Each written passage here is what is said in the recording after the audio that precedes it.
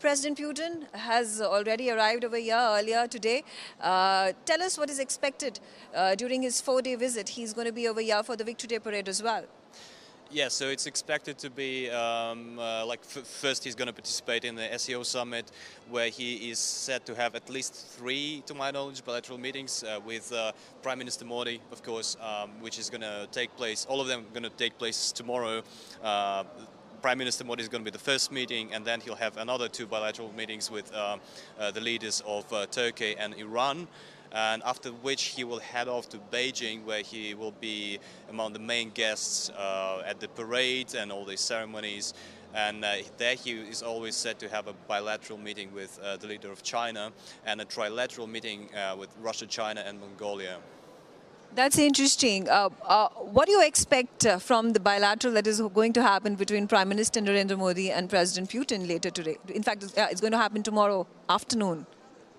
Well, I think the 2 leaders have a lot to discuss in terms of bilateral relations, trade and geopolitics. We are going through very turbulent times now, and we see Prime Minister Modi's visit here to China coming at this time. I think it's very crucial, all of it. So obviously Russia and China have always had very good relations, and I'm pretty sure that there's a lot to discuss. We have cooperation in different areas, and I'm pretty sure that the urgent business of politics is always something that is worth meeting for. Right, absolutely. Also, there has been such an hue and cry that has been created over India's import of Russian oil. There have been additional 25% sanctions that have been imposed, but the president of Russia has been steadfast in his support for India in terms of a strategic partner, in terms of a partner that has been an all-weather friend for India. How do you see India and Russia tiding over this crisis? Yeah, it's a very interesting issue because the Russian leadership, Moscow, never pressures its trade partners, and often says that it understands the concerns and that some of the partners may be cautious because of the sanctions. But in this regard, I was following India's response to this pressure coming from the United States, and it was really quite remarkable how the Indian leaders reacted to that, and essentially you could say that India did not cave, and India always gave this impression of a country that is truly sovereign, and I think it's an interesting case which proves this point. And I guess it's critical for both countries to have trade. India obviously needs Russian energy, and as I think the Foreign Ministry of India said, well, if you don't want this oil, don't buy it. And it's interesting that a lot of it after that goes to the European Union and other places that criticize India but still buy it. So there's a lot of hypocrisy going on. So India, I think, well done. Well done. How do you view the Russian media covering this SCO summit? There's also an increase in the strength of the member nations. We already have Belarus, whose membership is now being formalized at this SCO summit as well. Do you think more nations that are going to be added to this regional grouping in the future?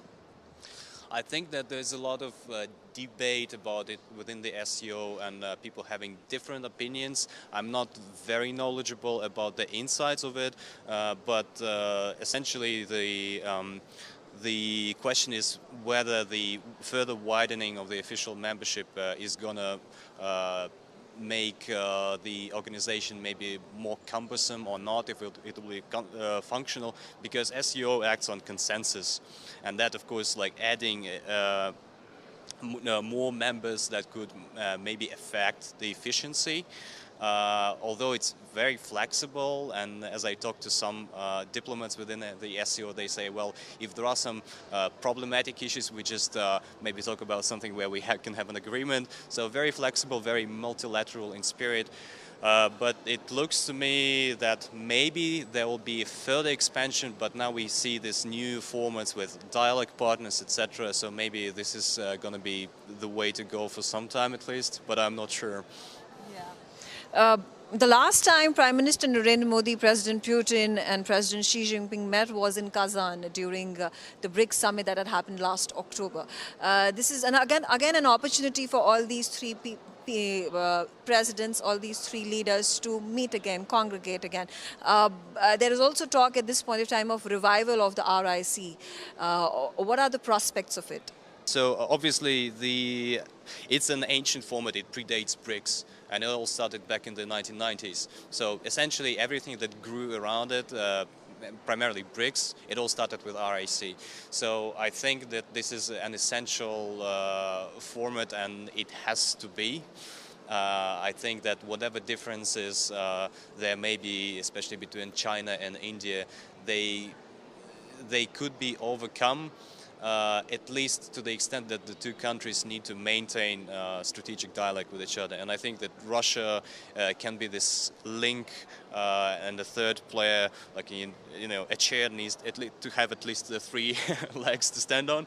So I think it's a very good format, and it has very good future, and it's just essential for Eurasia and Eurasian stability. Talking about the Victory Day parade on September 3rd, there are some of the leaders and the countries that have been most heavily sanctioned by the West that are going to be participating in this victory parade, whether you're talking about Russia, Iran, Myanmar, North Korea. They all are going to be congregating alongside President Xi Jinping, the heads of the states. How do you have to react to this? My reaction to this? Yes. Well, there's certainly a lot of things in common that these countries share. Russia is certainly the champion in terms of being the most sanctioned country in the history of the world, as we know it, with this kind of international system.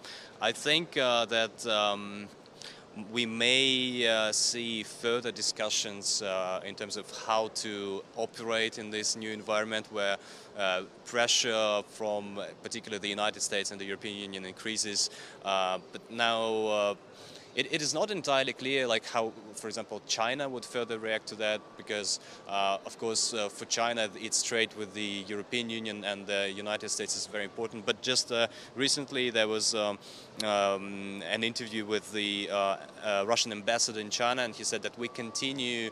So first, the trade in national currencies is what's being promoted, but he says we continue to work within the BRICS framework and bilaterally with China and other countries on new payment infrastructure, potentially independent. So I think that it's maybe a matter of time, but I think these countries will be moving in this direction. Absolutely. And also your experience over here, the last 2 days, you came in over here yesterday. What do you think is the buzz on the ground?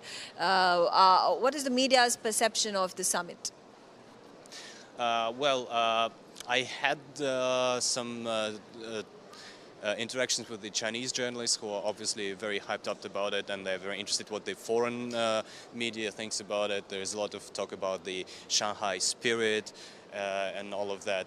Obviously, there's a lot of interest. There are a lot of Western journalists also attending, and there's obviously a lot of attention to this meeting. I'm not sure what people expect from this summit. I guess it depends on the country of origin, but it's certainly an event that brings a lot of attention globally. All right, thank you, Evgeny, for joining me and talking to me on NewsX. Thank you for having me. All right, I'll keep bringing you more updates. I'll keep getting you insights from a lot of foreign journalists who've gathered over here to cover the SCO Summit. Stay tuned. Well, it's day one of the SCO Summit here in Tianjin in China, and the number one priority of Prime Minister Narendra Modi, who has already arrived yesterday in China, is the meeting between Xi Jinping and him. It has commenced, and it is going to be important to note what are the outcomes that are going to be of this special engagement between the two heads of the states of India and China. Of course, India and China have been brought